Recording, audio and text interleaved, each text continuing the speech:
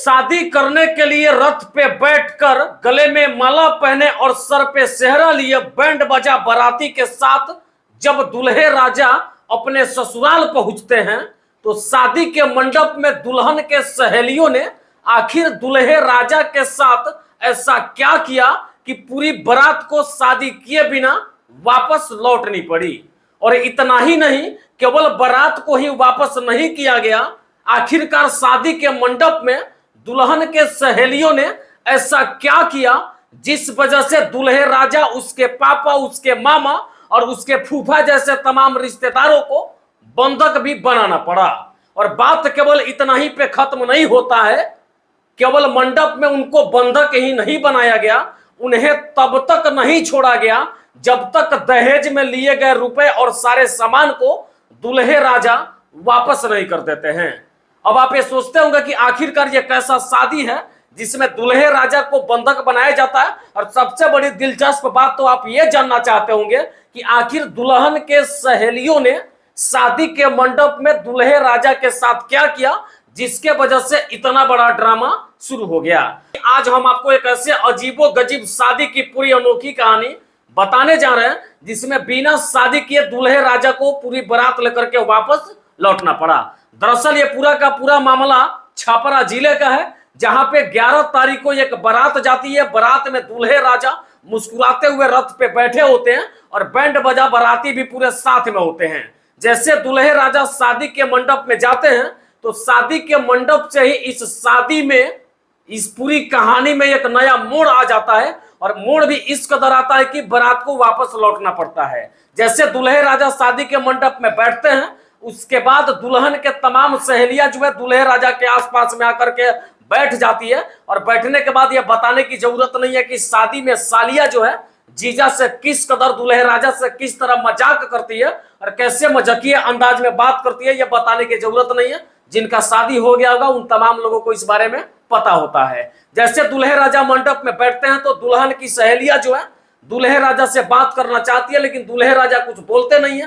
तब उनकी सहेलियां ये कह देती है कि लागत बा जीजा जी मऊग बाड़े का। इतना पे भी दूल्हे राजा कुछ नहीं बोलते हैं। तब ये सहेलियां कहती है कि जीजा जी के मोछ ना बकरी के पोछ लागता। तब तो मामला जो है अति में चला जाता है और जीजा जी के गुस्सा का जो पानी था वो सर पे चढ़ जाता है। इस तरह बहुत सारी अश्लील मजाके जो है दुल्हन पक्ष के लोगों के द्वारा, दुल्हन के सहेलियों के द्वारा दूल्हे राजा के साथ किया गया। तब दूल्हे राजा इन तमाम चीजों से परेशान होकर के और अंत में एक इतना अश्लील मजाक किया गया जिसके वजह से गुस्साए दूल्हे राजा मंडप में सीधे खड़े होते हैं और खड़े होने के बाद दरवाजे के रास्ते से सीधे बाहर निकल करके भागना शुरू कर देते हैं। जैसे भागने की कोशिश करते हैं, भागने लगते भी है, तभी लोग दौड़ करके अचानक पकड़ लेते हैं। तब तो दुल्हन को दूल्हे राजा पे शक हो जाता है कि पक्का ये लड़का जो है, जो मेरा पति बनने के लिए आया था, ये मंदबुद्धि है, इसका बुद्धि कम है, ये बैल बुद्धि का लड़का है। तब दुल्हन भी वहां से कहने लगती है कि मुझे इस लड़का के साथ शादी नहीं करना है, नहीं करना है। कुछ देर तक ये पूरा ड्रामा चलता है। उसके बाद गांव के मुखिया जी और सरपंच साहब को बुलाया जाता है, एक पंचायत बिठाया जाता है और पंचायत में इस बात की चर्चा होने लगती है। तब तक लड़की पक्ष वालों ने, यानी कि दुल्हन के घर वालों ने दूल्हे राजा, उनके पिताजी, उनके फूफा, उनके मामा जैसे तमाम रिश्तेदारों को बंधक बना करके घर में बंद कर देते हैं और तब तक बंधक बनाए रखते हैं जब तक कि पंचायत का पूरा फैसला सामने नहीं आता है। जब लड़की से यह पूछा जाता है कि क्या आपको इस लड़का के साथ शादी करना है कि नहीं, तो लड़की पूरे जिद पे अड़ी रहती है, डटी रहती है और ये कहती है कि मुझे ऐसे बैल बुद्धि वाले दूल्हे से शादी नहीं करनी है। नहीं करनी है मतलब बिल्कुल नहीं करनी है। जब दूल्हे राजा से पूछा जाता, दूल्हे राजा के पास तो कोई जवाब ही नहीं था।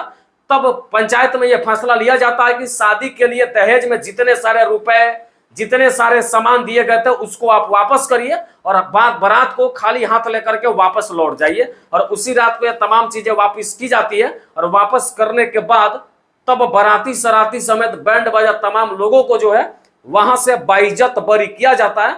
बाकी उम्मीद है कि शायद से आप शादी की इस तरह की अजीब कहानी अभी तक नहीं सुने होंगे।